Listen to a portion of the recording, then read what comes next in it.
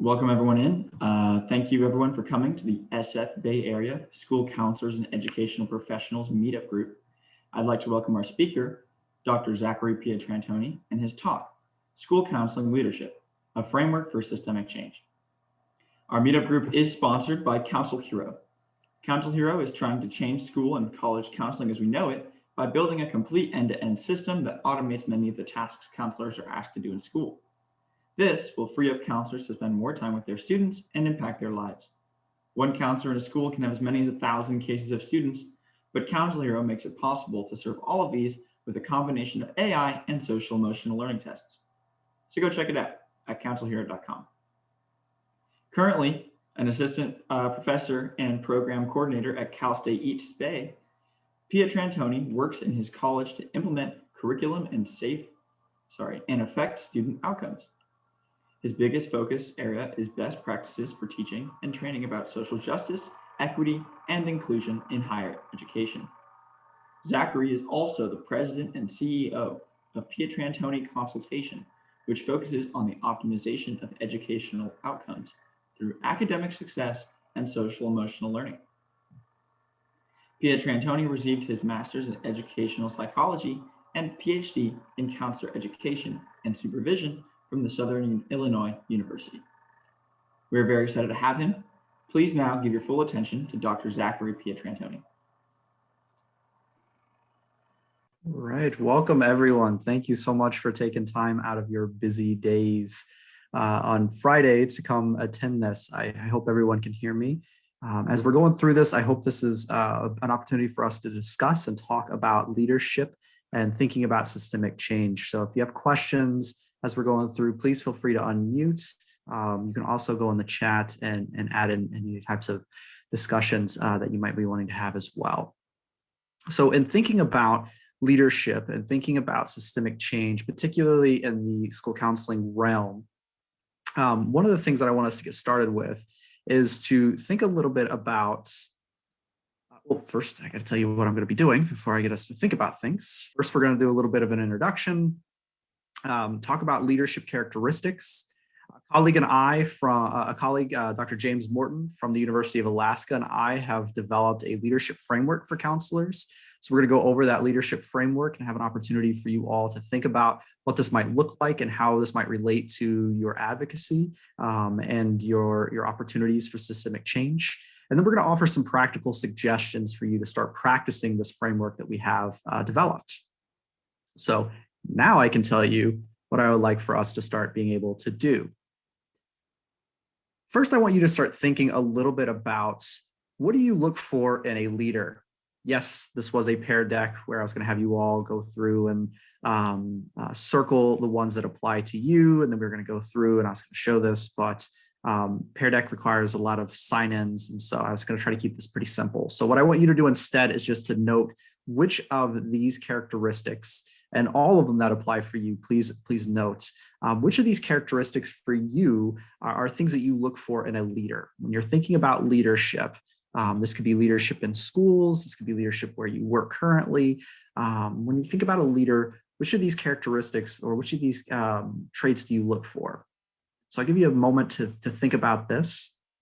If you've got a pen and paper, jot down your ideas. If you've got a really good memory, then you can memorize all of them. All right, so as you're thinking about these, I would like for a couple of folks, you can either go in the chat or if you feel comfortable unmuting, feel free to unmute and just share a little bit about a couple of these either characteristics, qualities, traits that you look for in a leader. Which of these do you look for most? Ability to motivate, says Jill.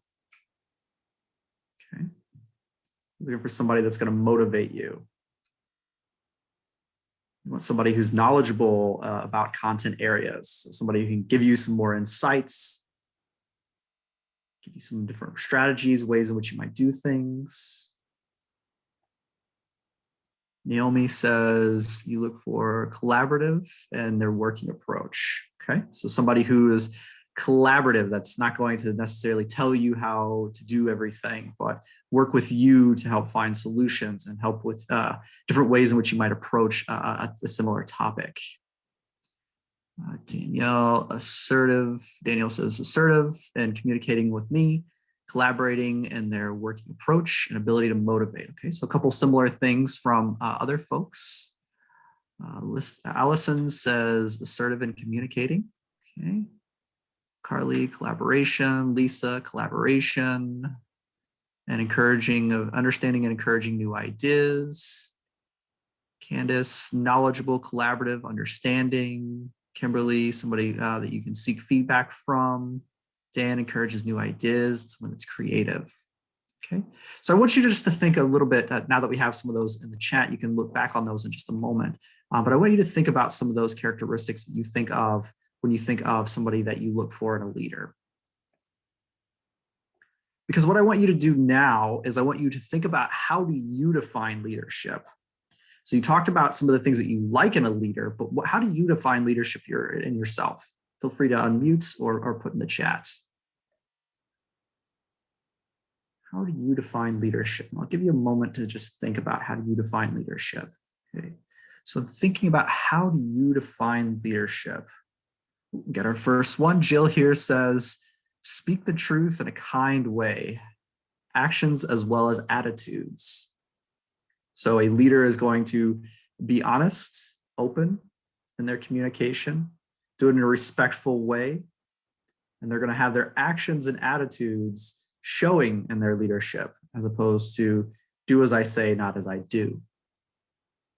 Okay. Other thoughts about how you define leadership?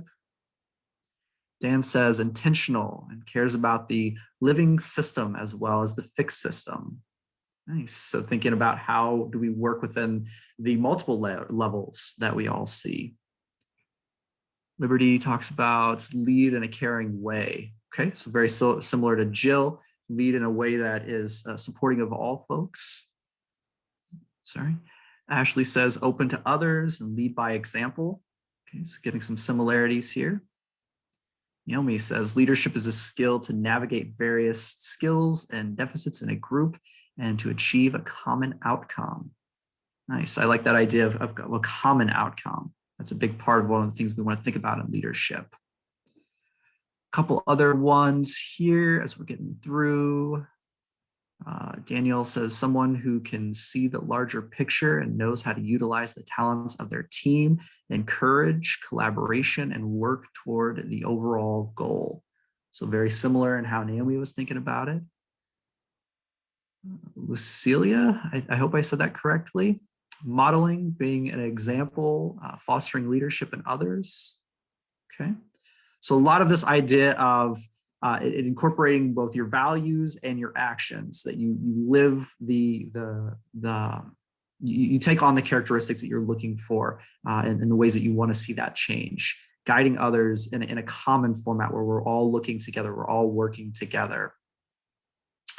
Okay, so thinking about some of those characteristics that you look for in a leader, thinking about how you might define leadership in your own way. I want to go through and talk a little bit about what the literature and research says about leadership characteristics, particularly in counseling.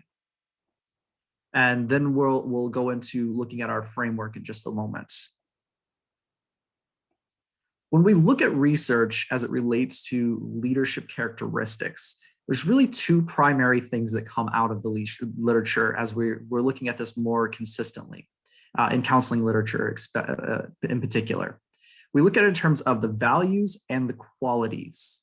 And so leadership characteristics fall into two: values and qualities. So a lot of the things that people were saying in the chat about how they define leadership falls into one of those two pieces: the values that I have as a leader and the qualities that I possess as a leader to help hopefully integrate and connect those values together. One of the things that I'll say as we start getting into this and we start looking at the literature more and the research more about leadership is that when we get into counselor leadership, we talk a lot about these values and qualities, but we don't talk about what they look like in action. We only talk about kind of the overarching theme of them, of here are the qualities, here are the values that we look for in a leader, but we don't necessarily talk about that in terms of how do we actually do that. And so that's hopefully where Dr. Morton's model and I were able to kind of pull those pieces together and help give some examples of how you can start doing those pieces. Right, so let's look a little bit more into the literature here about leadership values. So there have been a couple studies that have looked at the values. And these have been very survey studies where we're just simply asking people, what do you value in leadership? And so you'll see there's a lot of similarities between the two. The first being this idea of professional identity. It's a big piece that we think about here in terms of, I forgot I had a laser pointer. And I also forgot we can do closed captioning. So we also have the professional identity. These become the big themes as we start looking into research as it relates to counselor leadership, the values. You have a strong counseling identity. We also have, where we start to split here when we look at values, is that some studies will suggest that advocacy is a big part of that leadership, which in school counseling identity ties very strongly together. Because having a strong professional identity as school counselors, whether we're in K through 12 or we're in higher education, the idea is that we're hopefully good advocates and strong advocates for those people that we're serving, being our students. Whereas another article is going to say that mentorship becomes a part of those values. How do we learn how to be a leader, right? So mentorship helps give us some of that opportunities. Preparation helps to give us some of those opportunities as well. Do we have training in leadership? I know that in the state of California, school counseling preparation programs, the standards for the state are very tied into the idea of preparing people to be leaders in schools. Higher ed, we also get some of those pieces as well in higher ed counseling. So that preparation becomes part of that. Mentorship is something that we hopefully encourage people to do, but we don't integrate that as much into our value. We believe in it, but it's not something that we actually practice a whole lot. Whereas other research is going to suggest that advocacy, visionary, modeling are all going to be parts of what we're doing in terms of our values. Right? We value advocacy, we value having a clear vision of what we want to accomplish, and we model those pieces for the individuals that we help to help to advocate for, we help to lead. Also looking at the supports that we have. This becomes a big, an important piece of counselor identity, according to some research, that we want to make sure that we have professional and personal supports that help to encourage us in terms of our leadership, because leadership might not be the easiest thing. Sometimes we have to say things that are maybe difficult. We have to have difficult conversations. We may have to think about things in a different perspective. So having that support professionally and personally is really important. And then lastly, another piece of the counselor leadership values that we want to think about are service. How are we serving those that need our support? So this is just a couple of examples of how leadership has been defined and the values that counselors look for in leadership. Questions so far about the values? Feel free to unmute or put in the chat. Okay, so I want you to think about these values for a moment. I know you got a lot of stuff that you're thinking about, so hopefully you're taking some notes. Because the qualities of a leader, you're going to see some of them tie into those values and some of them don't. One of the pieces that you see a lot about qualities of a good leader, and these are the things that I first asked you, what do you look for in the qualities, is intrinsic motivation. Are you intrinsically motivated as a leader? Do you strive for your own motivation, right? Do you want to see things change? Do you want to help be part of that change? This is then, after that part is where a lot of the research starts to split on what it means to be a quality leader. So some research suggests that we need to be not only intrinsically motivated, but we need to be intentional with what we do. Be thoughtful. That ties back into that value of being a visionary, right? Do you have a vision for what you want to accomplish? If so, then being very intentional in that leadership is what's important. Are you dependable? Are you intentional? Are you dependable? Do you follow through with the things that you say you're going to do? Are you one that is really good at saying, yeah, we need to change X, Y, and Z, and then not even looking at how to approach X, Y, and Z, right? Because this ties back into those pieces of intrinsic motivation. Are you motivated to make that change?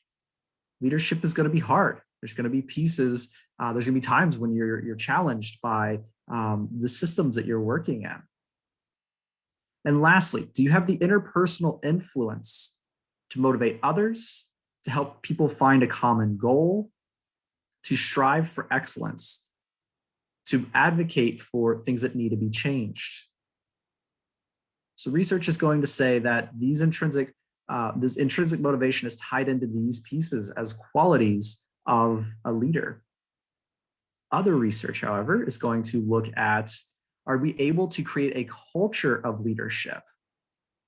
So when we think about going into a school system, when we think about going into higher education, are we able to establish this idea of leadership, of a culture of leadership where we're working together? Are we able to establish clear vision, clear goals in which we support everyone?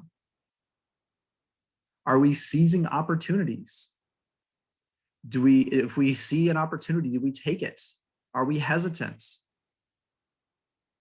Are we prepared and being intentional to take on the opportunities that we see?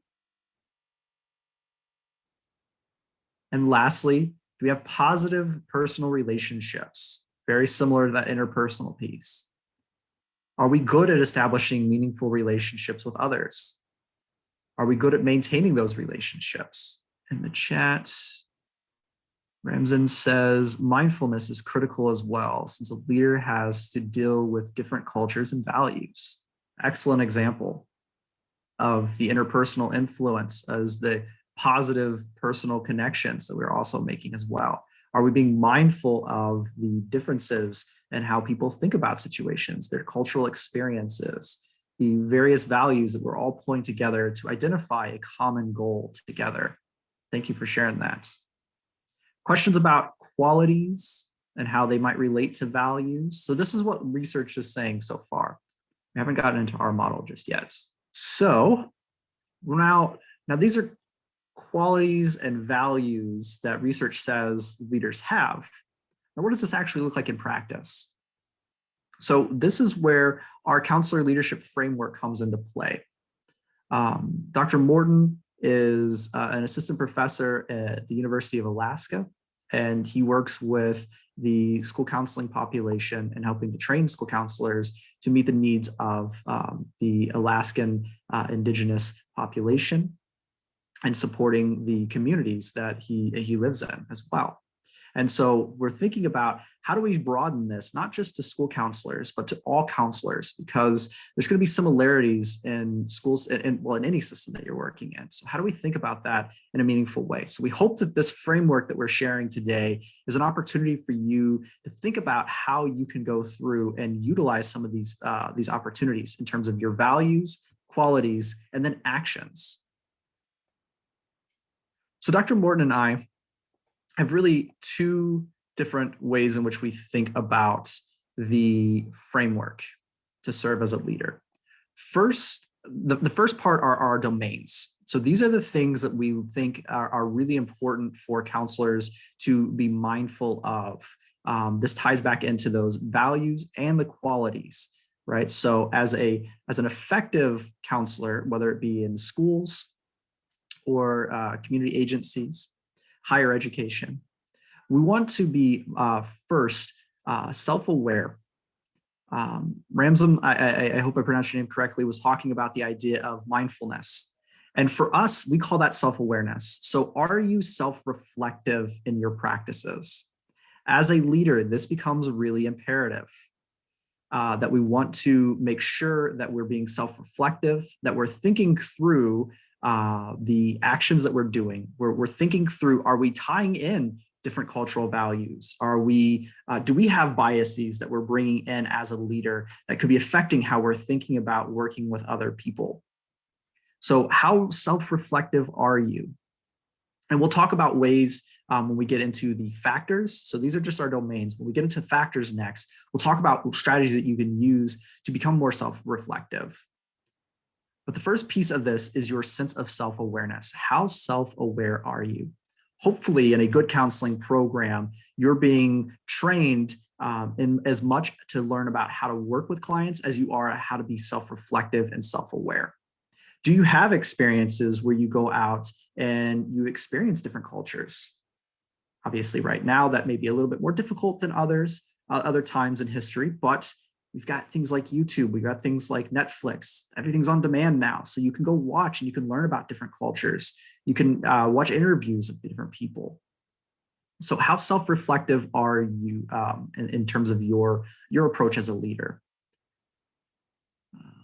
Lucilia says, so important to be self-reflective, almost like being able to auto-correct at times, being open to others' feedback as well. Absolutely, right? Because that becomes part of the process. If you're not self-reflective, if you're not self-aware, you may be unintentionally or maybe intentionally harming somebody.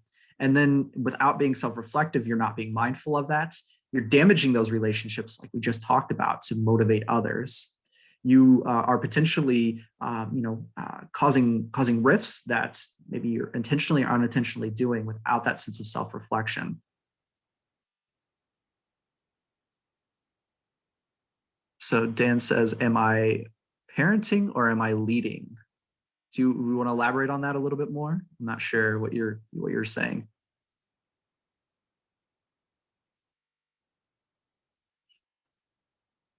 So as Dan is hopefully elaborating on what it means to be parenting or leading, we'll go into the next piece here.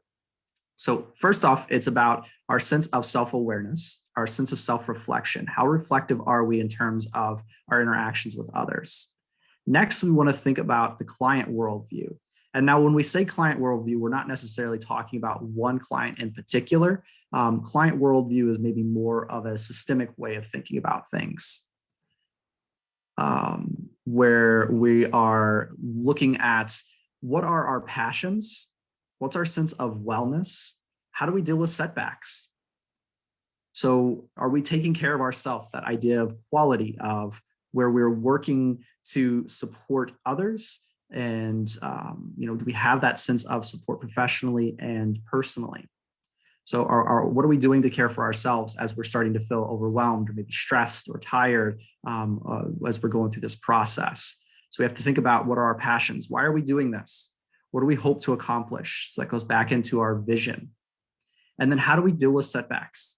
Part of being an effective leader is recognizing that there's going to be setbacks.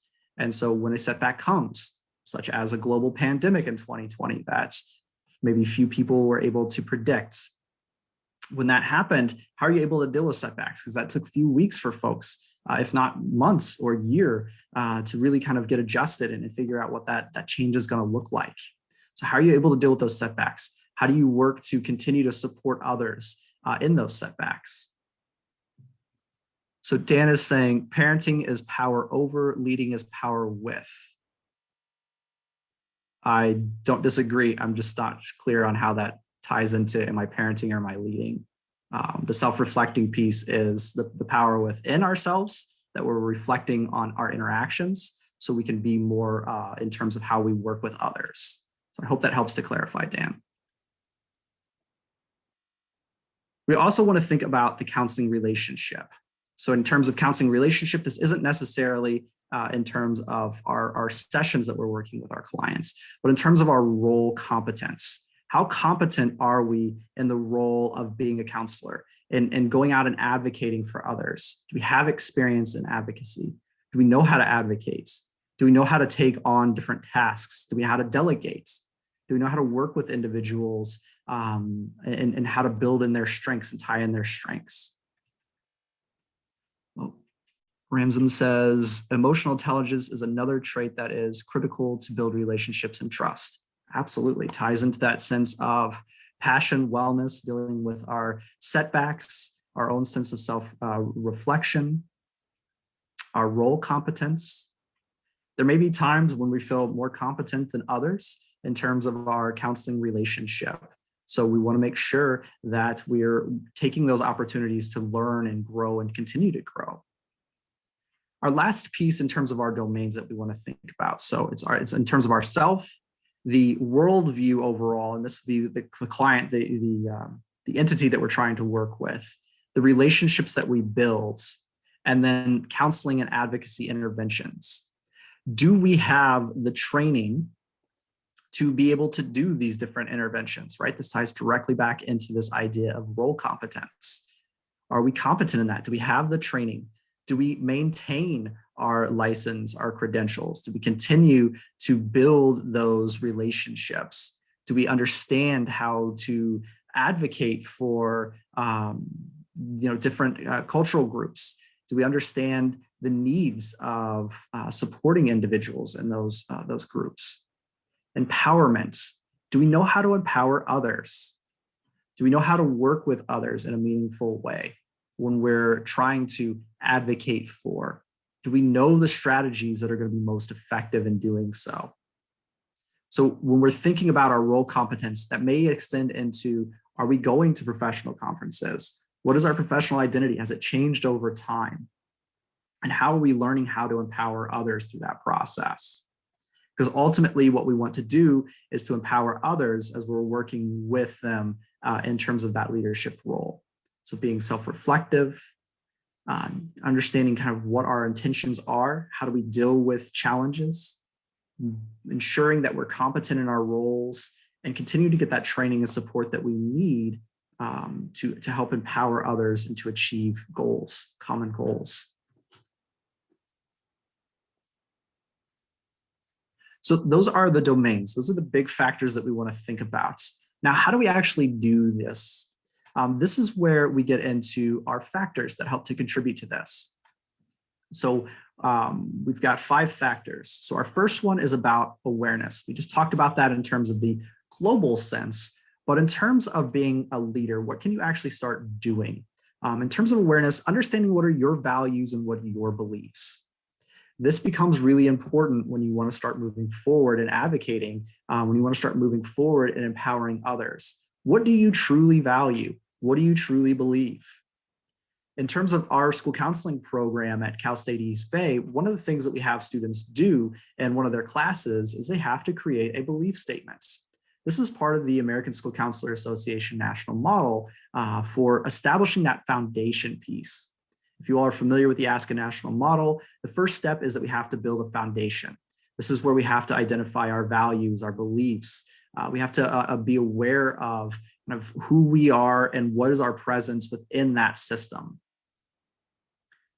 Absolutely, it's important to be aware of our biases as well, right? So that becomes part of that awareness. What are our values? What are our beliefs? Are we aware of how our biases might be affecting those pieces? So one of the things that I recommend in terms of becoming a strong leader in schools, whether it be in higher ed or K through 12, one of the things that I want you to start thinking about is how do you become more aware of your own values, your beliefs, your biases? Writing those down can be a really powerful way too, to start thinking about what do I truly believe and keeping notes on that over time. Going back and reflecting on your beliefs. Have they changed? As you've learned more about the needs of different groups, as you've learned more about inequities that exist within our systems, if you've learned more about systemic racism and oppression, do your values change? Do your beliefs change? So not being afraid to get feedback on those pieces as well. One of the things that we do at Cal State East Bay is to train our students to get feedback in terms of their values and beliefs. Are they being inclusive for all? Are they representing all students? So first step, the first factors that we want to consider are our awareness, writing down our values, writing down our beliefs, paying attention to those pieces.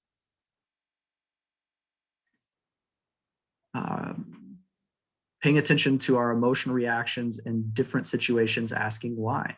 Celia says that's a great example of how we can start to become more aware.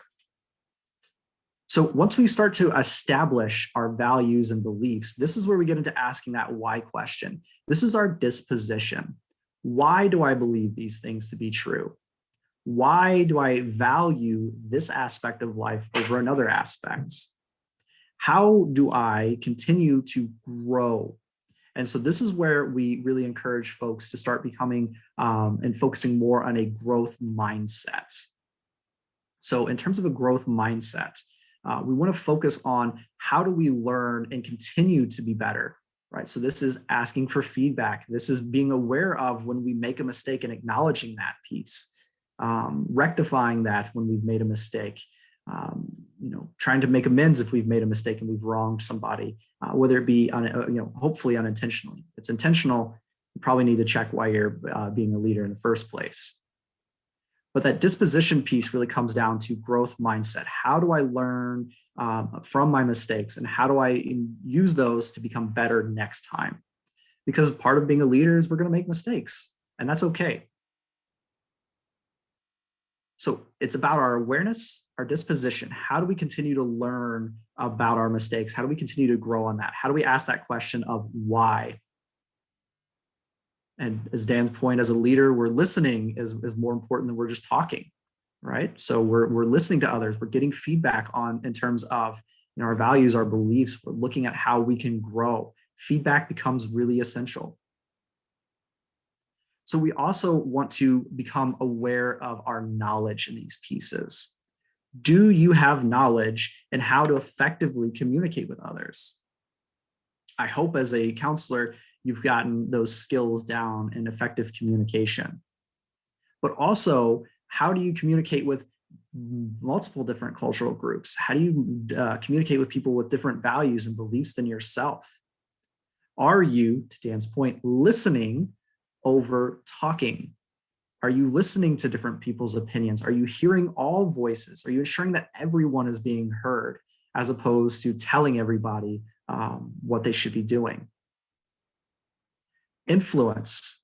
Do we understand how to motivate others? Do we understand how do we build others' strengths and tie into their strengths? And also, do we understand the process of change? So when it comes to knowledge, do you have the information about how to be effective in communication? Do you understand how to motivate others? And do you understand the process of change? If you say no to any of those pieces, then this is an opportunity for you to get feedback and learn on how you can grow in those areas. Learn strategies, read different books, read different approaches. Find what might be your leadership style. We've heard from a lot of folks in the chat about being mindful of your own reactions to things, being mindful of how you interact with others, listening more than talking. All those pieces are going to become important, and something that you want to consistently in your interactions reflect on. Am I aware of how I come off in these situations? Do I know how to communicate effectively with others? Do I know how to motivate people? Do I understand the process of change? That goes back to that sense of values, as we talked earlier about research, when it comes to being intentional. Am I being intentional with the things that I want to accomplish and that we want to accomplish as a team? Celia says, being a learner more important than being right, especially when dealing with other cultures. Absolutely. Humility becomes a huge part of that, right? Do I know how to find that information? If I don't know how to communicate effectively with a different group, do I know how to learn more about different cultural groups? Absolutely. So the last two pieces that we want to think about here in terms of the factors, the things that you can start doing. One is thinking about your skills. We talked about this already in terms of our domains. Are you reflective in your practice? When you have interactions, are you going back through and thinking about the strategies that you used? Are you thinking about the ways in which you had those interactions? Thinking about ways in which you could be better next time? Getting feedback from others about ways in which you could do those pieces. So this is an opportunity for you to write down in interactions and think through your strategies. Are you critical in how you think about the interactions with others? Are all voices being heard? Did folks come together on a consensus on information as opposed to only really looking at one person's perspective? Are we bringing in multiple ideas and values versus just one side of the story? And then going back to earlier, somebody in the chat said, and then asking why we're doing all of these things is, how is this going to be beneficial? How are students going to be different from working with us? Be a consistent question that you ask yourself in terms of that skills portion.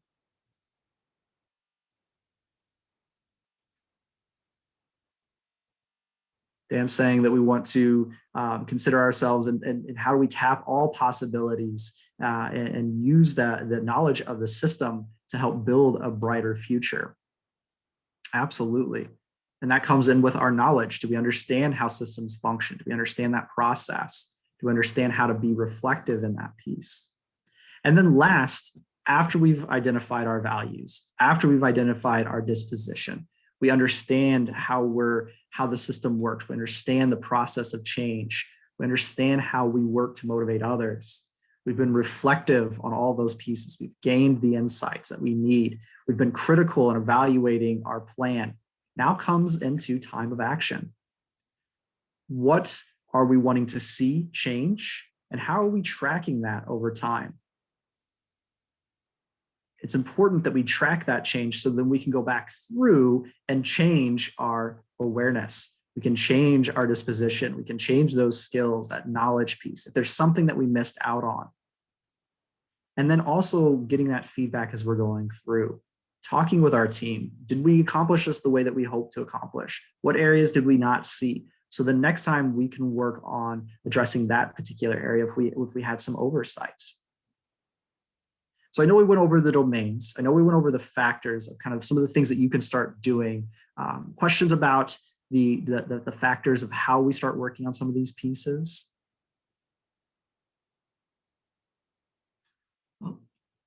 Ramzan says, during the mentoring process, is it wise to create specific objectives from there, create a path? Absolutely.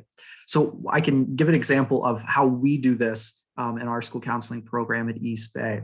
So students take a variety of school counseling classes. They learn in their early classes, their introductory classes, they learn about their values, they learn about their beliefs. We start talking about that concept of growth mindsets. Their next class, then they go in when they get a little bit more advanced, they start learning about ways in which we communicate effectively with multiple stakeholders.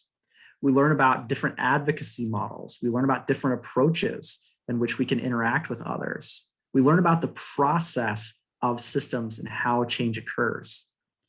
Once we've gotten those steps in, then students learn in their next class about those skills and how to be critical and mindful in those pieces. So that's where they start creating action plans. Here's the steps that I'm going to take to achieve that outcome, that result, those things that I believe to be true, and addressing those equity gaps that we've identified. And then we help them walk through implementing that action plan, reflecting on that action plan, and making changes for the future. So I hope, Ramzan, that makes sense, kind of how we start to do that. We start to set goals. We learn a little bit more about how we can implement those goals.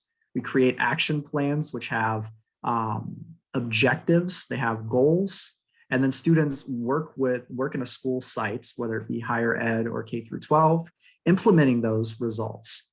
And then when they go through that, they get feedback from all the stakeholders. They have to talk with their supervisor. They have to talk with administrators. They have to talk with parents and students. How did this work? Did this indeed actually change what we were hoping for it to change? Then they reflect on that. And then they get around to, then they do that in their practicum, and they do that in their internship, where they then start to implement those pieces in more depth. Yeah.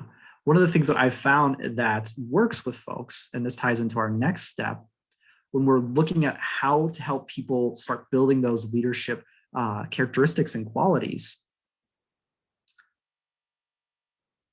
need for consistent assessment both of themselves and the objectives of the process. Absolutely. Yep. That's one of the things we teach students to do, is be mindful of and assess throughout that process, get feedback, get quantitative and qualitative feedback. How is this working? But one of the things that we've found that works when trying to help get people those experiences in leadership qualities is to utilize this framework for more of experiential learning process. So this goes right into that example that I just shared about how do we get students to that level where they're feeling more confident and feeling more competent in that process. And so the first step really comes into helping people set goals and creating a plan. That goes all the way back, if you remember, the very beginning when we started talking about the qualities and the values. Are you intentional? Do you have a clear sense of what your values and beliefs are? This becomes really important because if we don't have a goal, if we're and our goals aren't smart, we make sure that we teach students to be smart in their goals. If we don't have goals and they're not smart, it's going to be hard for us to really become reflective in that process, right? So the first step is starting to just experience that. How do we establish those goals? Then we create a little bit of an experiment. This is going to be that action plan I just talked about, where we work with students to create plans that are going to be helpful for them in executing that in their school sites. So you create the goals. We first look at school data to identify equity gaps. With that, we create goals and plans, create that action plan that's going to help them be successful. Then we want to identify strategies and ways in which we're going to help them to execute that experiment. How are we going to implement this process? So before they even go through and implement their action plan, they've gotten feedback from us as faculty, their supervisors at their school sites. They've gotten feedback from their peers multiple times. They get feedback from students that they work with, the parents, the stakeholders at schools, before we even implement this, because we want to work on this together as a team. Then we get into that executing that. How do we put that into practice? Once we put that action plan into play, we teach our students to be reflective and assess the whole time. So how do we go through and assess for the effectiveness of whatever plan that we put into place? We teach students to use both qualitative and quantitative measures to do so. So talk to your students that you're hoping to support. Talk to the parents, talk to the administration, but also send out surveys to get some feedback on how did this go? Because this allows us to be reflective in the process. Then what we get to do is we start to think about, okay, what do we need to do differently based on the actions that we put into play, right? So based on the feedback that we're getting, do we need to make changes in this way? Were we supportive and inclusive of all groups that we're working with? If not, then what do we need to do differently? And talking with those groups, talking with those people, getting that feedback.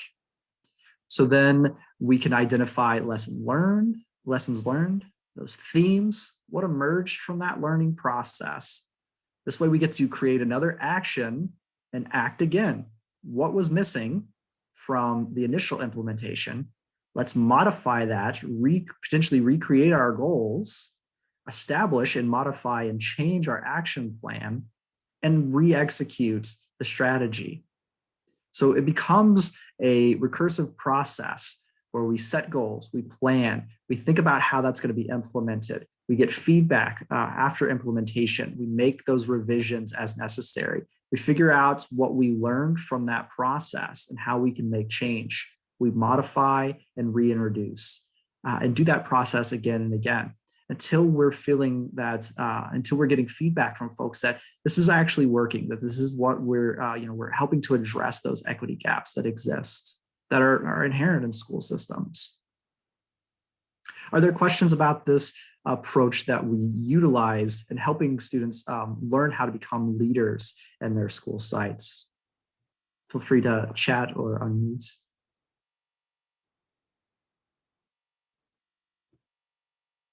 All right, we got a couple pieces here. Oh, sorry.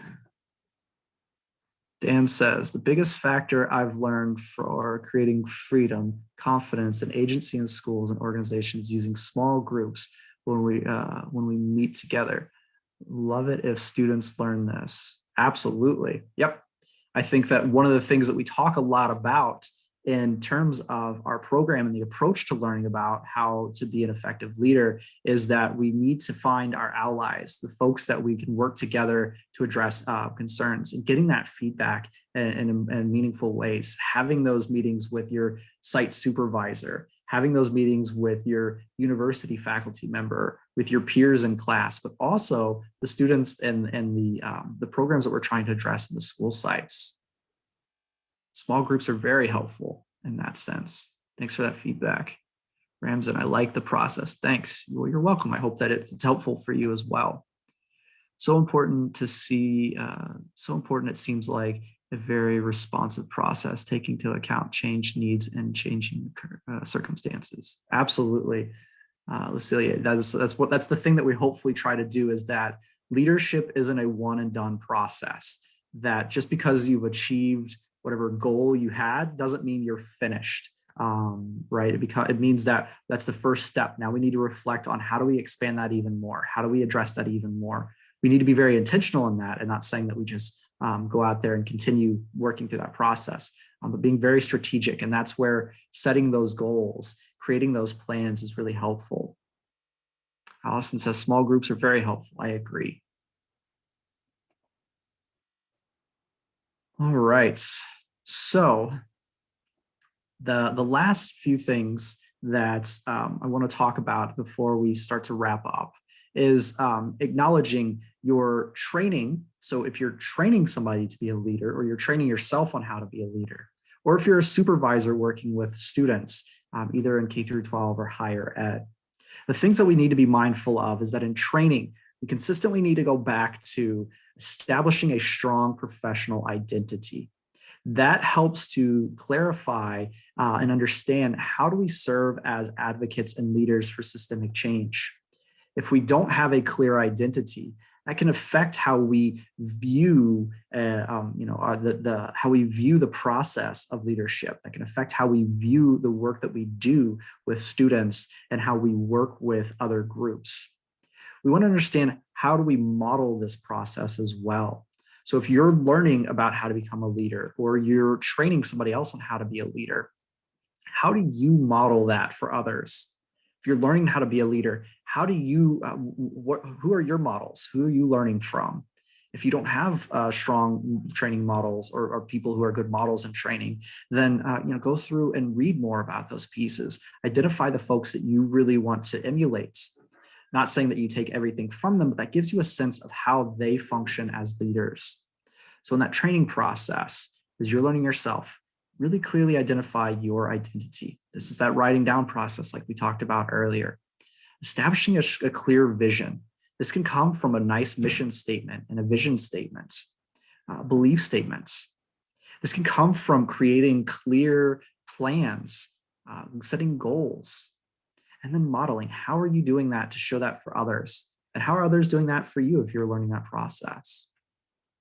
If you are a supervisor and you're supervising trainees and either K through 12 or higher ed, one of the things that you want to be mindful of and how you can help to support leadership development is, how are you helping the student learn and the trainee learn how to become an advocate? That's probably the biggest part of our program, is that we want students to learn how to be advocates when they leave. Advocates for themselves, advocates for others that may not have the opportunity to, or may not have the voice. So how do we help them learn how to be good advocates? And then the service. What opportunities are we providing with our trainees with that will help them learn and gain those quality experiences? We want to be there to help support them, but we also want to be there to allow them the opportunities to go through that process as well. So we want to, as I always tell students, I use the analogy of going to a swimming pool. When we go to a swimming pool, I'm there with you. I'm going to be there. I'm going to help you get into that swimming pool together. I'm not going to take you into the deep end immediately. I want to walk with you through that process. So then you know that I'm always here. I'll be a step or two behind, but I'm going to be here in case that you need that support. So I want them to feel the confidence to be able to do that themselves, but I also want them to know that they have someone to support them when they have to ask those questions. So as a supervisor, how are you setting them up for those opportunities? Any questions about kind of the feedback in terms of the training that we might use in terms of supervision or working with trainees, whether it be yourself or individuals that you might be supervising? All right, folks, we are getting real close to that time. So I want to leave this open just for any general questions, thoughts, comments about the process today. I'm happy to share this information with folks. I'm happy to, and I'll share my email address where folks can get a hold of me if they have more questions. But any questions so far about our framework?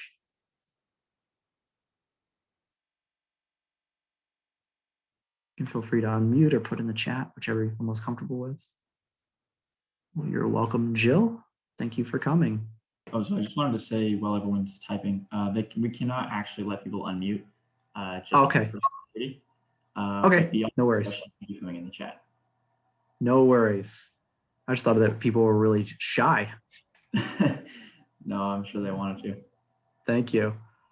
Thank you so much for the insights today. It was very helpful. You're welcome. You're all welcome. Thank you all very much for coming. Before you leave, then I will share.